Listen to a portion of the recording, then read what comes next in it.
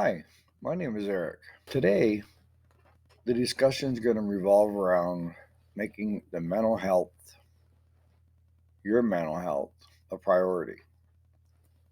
Now, the one thing that seems to be a common characteristic between a lot of people that I know, including myself, that are struggling, will drop everything they have as far as helping themselves. They will drop and go to the aid of someone else. And by the time they get done helping everybody else, they feel so drained and wiped out, that they aren't taking care of themselves.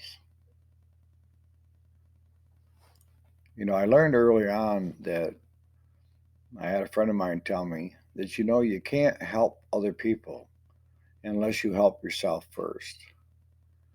If you're not doing well,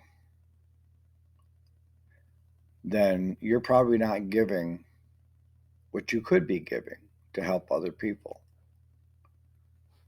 Does that make sense? Now, we're not strictly talking about someone that has been diagnosed or does have a mental health disorder. I'm talking about everybody, anybody, all of us. We all encounter sadness, grief from loss of a loved one, grief from a relationship that got broke up, arguments with family members or friends where you stop speaking to each other. All of this just piles up. And I call it your baggage. Why do I call it your baggage? Because for some reason, you carried that around on your back like a badge of courage. And it's gotten to the point of where it's so heavy that it's really affecting you. So, by making your mental health a priority, one of the first things we need to do is we need to get rid of that baggage. How do we do that? Well, for one, admit to yourself that you are worth it and that you do need to take care of yourself first. You're probably thinking, oh my God, I can't do that. I got kids, everybody's relying on me. And okay. And how's that working for you?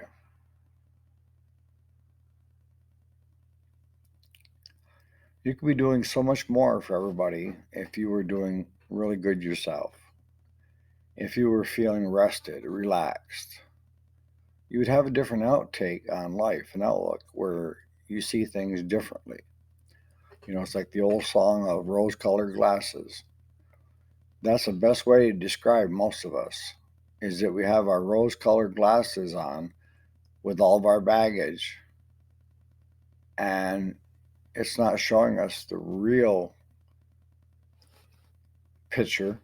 It's showing us one that's jaded. All right, so we're going to start today, right? What better time to start? Let's start right now. First thing I want you to do is I want you to realize that you do carry that baggage. Well, for most of you, that would be easy. You're saying, oh, yeah, Eric, I do carry a lot of baggage with me. And carrying the baggage around from a bad relationship to, it could be anything that ends up in that bag of yours. We all have them. And an example of that baggage with a bad relationship is you've had a breakup that was a little hard on everybody, you and the other person.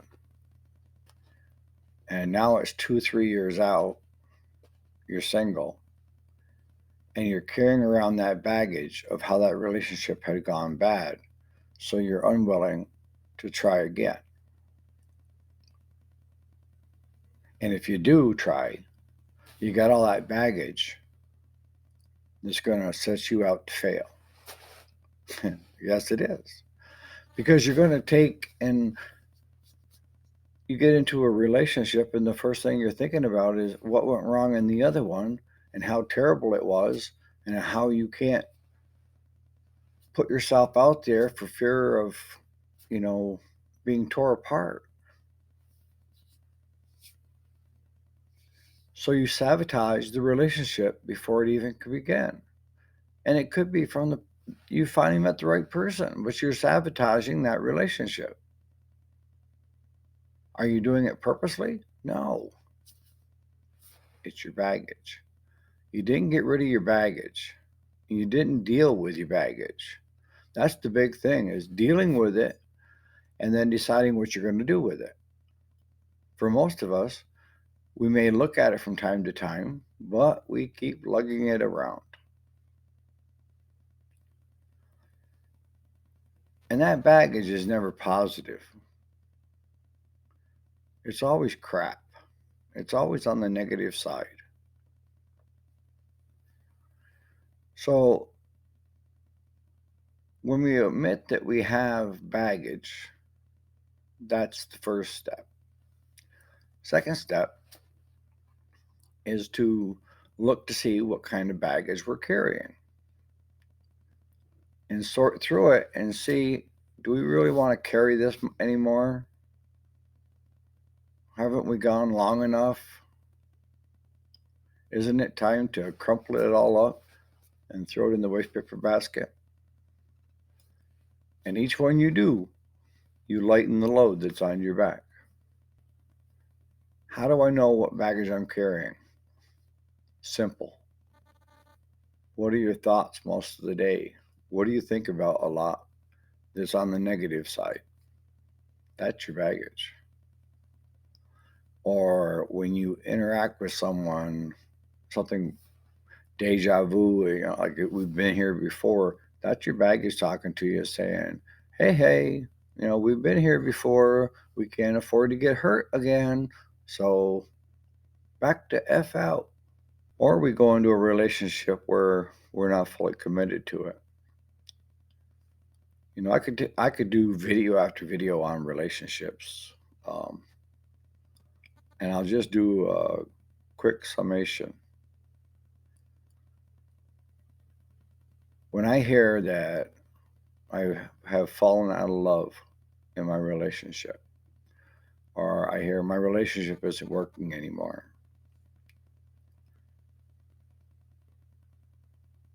or I don't feel loved anymore,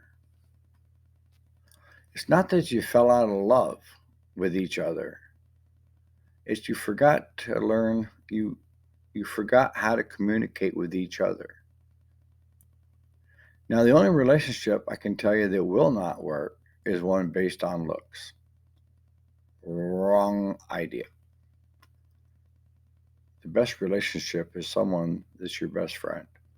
It's someone that you could tell anything to and they would keep it private. It's someone that you know that would encourage you in anything you ever wanted to do, unless it is a negative. You want to go back to school? Your spouse says, absolutely. What can I do to help you go back to school? If you're talking about jumping out of an airplane without a parachute, that would be the negative. If your significant other said no, we're not doing that, that's still looking out after you in a positive way. So if you are single and you're kind of checking out you're thinking about wanting to settle down and stuff, those are the traits to look for.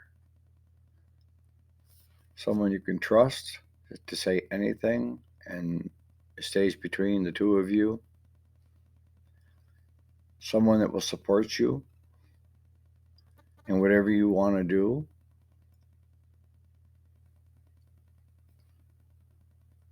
and someone that has the same values. You know, they say never marry your best friend, but I can tell you from being married, you marry your best friend. That's what it is. If you pick the right one, you married your best friend. And even marrying your best friend doesn't mean that the relationship is going to last because everyone forgets how to communicate at one point or another after time. You have to work at it every day to make that relationship better. If you don't, if you have no time because of the kids or other, you know, you're dragging the kids to every sporting thing to have them involved in this and that, and you're not spending quality time with your significant other and making them feel like they're important. I know where it's going to end. It's going to end in, fighting, and you didn't fall out of love. You forgot how to communicate. All right, so we need to go through our baggage and decide what we're going to keep and what we're going to throw away. The more you throw away, the lighter the load, the better you're going to feel. Treat others as you would hope to be treated. Smile. Watch how when you're around people and you smile, how many people smile back. Interactions, physical, visual. It doesn't take much to say a kind word to somebody. That cash register at the price chopper, you can tell she's had a rough day. You know, her name was Natalie. I remember because the day before yesterday when I was in the grocery store, I started talking to her, and she lit right up because someone had noticed her. I thanked her for everything she was doing for me, from bagging my groceries to help me get it in the cart to ringing things up. And I said, I hope you have a wonderful rest of the day. And she said, I will have now since I've talked to you. How much effort did that take? None. People just want to be noticed. In the day and age where everything is a 20-second clip, I think you know what I'm saying. All right, so we're going to get rid of the baggage. And as that baggage gets emptied into the garbage can, the load gets lighter. We start feeling better. Some of the things that you can do to help with that is if you're fully rested in the morning, you can tackle that baggage a lot better than if you aren't getting enough sleep. Now, you folks that no matter what you try, the garbage, the baggage is still there. That's where you need today to make the next step.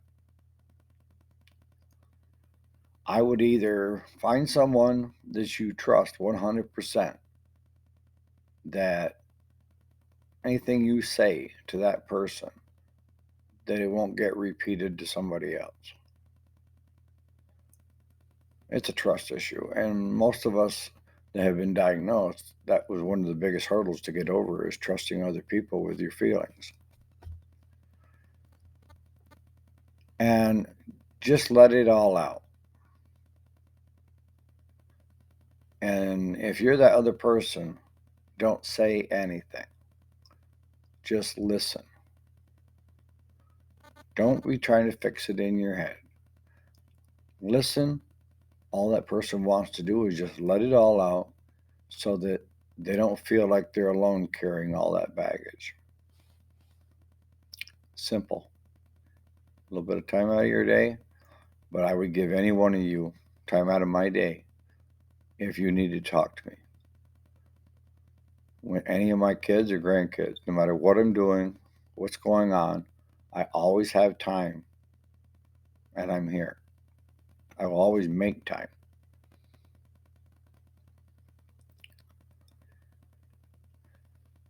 If you are feeling depressed, suicidal, sadness that won't go away, then today should be the day to seek out help professionally. Getting help is not a sign of weakness, it's a sign of strength. It will take every bone in your body and every muscle strength to conjure up to get an appointment set up for a therapist. That's where you need to start. Because a therapist can take and break it down. They deal with it every day. They see it every day. So who better to help you than someone that sees it every day? And with a combination of medications and psychotherapy, most of it is treatable. It's not curable. There is a difference. You're not cured. You're in treatment. And that treatment may last the rest of your life if you have chronic issues. Accepting help is a sign of strength, not a sign of weakness. I mean it. So if your therapist and psychiatrist or doctor that's in that field says, let's try this medication, be 100% honest with them, truthful, and do exactly what they tell you to do. You are worth it. You're very worth it. And that's how we get our mental health up front as far as being a priority. You need to take care of yourself before you can take care of others. You need to figure out how to get the garbage and the baggage off your back that you've been carrying around for a long time. As long as you carry the baggage, then you're doomed for failure.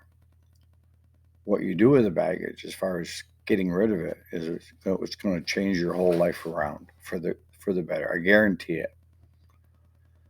So on that note, I'm going to close it out. If you like the content that's going on the channel, if you could please like and subscribe, that would be super. I appreciate every one of you. Please comment if you have other ideas of what you'd like a video on, or if you think I'm off the deep end when it comes to what's going on and what I'm talking about. That's okay. You guys have a wonderful day, and thanks for watching one of our videos.